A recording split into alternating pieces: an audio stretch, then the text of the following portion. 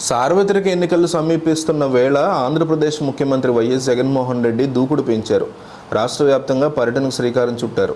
జనాల్లోకి వెళ్తున్నారు. సిద్ధం పేరుతో ఏర్పాటు చేస్తున్న భారీ బహిరంగ సభల్ని ఏర్పాటు చేస్తున్నారు.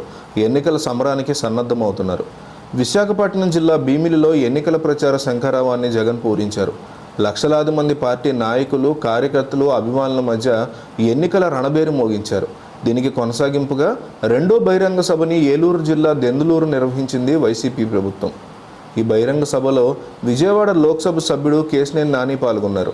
ఇటీవలే తెలుగుదేశం పార్టీకి లోక్సభ సభ్యత్వానికి రాజీనామా చేసిన నాని వైసీపీ నిర్వహించిన ఒక బహిరంగ సభకు హాజరు కావడం ఇదే మొట్టమొదటిసారి కావడంతో ప్రాధాన్యత సంతరించుకుంది. అందరి దృష్టి ఈ సభ జరుగుతున్నంతసేపు ఆయన మీదే నిలిచింది. ఈ సభ వేదిక మీద కేశినేని నాని తనదైన శైలిలో మాట్లాడారు. కీలకమైనటువంటి వ్యాఖ్యలు కూడా ఆయన చేశారు. వైఎస్ జగన్మోహన్ రెడ్డి, చంద్రబాబు నాయుడు ఈ ఇద్దరు నాయకులతో తాను ట్రావెల్ చేశానని, చంద్రబాబు నాయుడు, జగన్మోహన్ రెడ్డి మధ్య ఉన్నటువంటి వ్యత్యాసాన్ని తాను చెప్పే ప్రయత్నం చేస్తానని, నిజానిజాల్ని బయటపెట్టే ప్రయత్నం చేస్తానని చెప్పుకొచ్చారు. ఇద్దరి యొక్క వ్యక్తిత్వాన్ని ముందుగా పోల్చి చూశారు. నిజాయితీకి జగన్మోహన్ రెడ్డి మారుపేరైతే నమ్మక ద్రోహానికి చంద్రబాబు నాయుడు నిలువుటద్దం అంటూ ఆయన వ్యాఖ్యానించారు.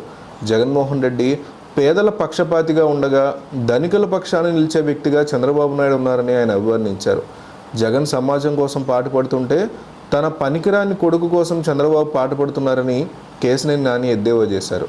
మేనిఫెస్టోలో ఉన్న ప్రతి హామీని అమలు చేసిన రాష్ట్రం ఈ దేశంలోనే మరొకటి లేదని కేశినేని నాని చెప్పుకొచ్చారు. పేదల కోసం 2.5 లక్షల కోట్ల రూపాయల మొత్తాన్ని ఖర్చు చేసిన ముఖ్యమంత్రి మరొక లేరని కేశినేని నాని అన్నారు.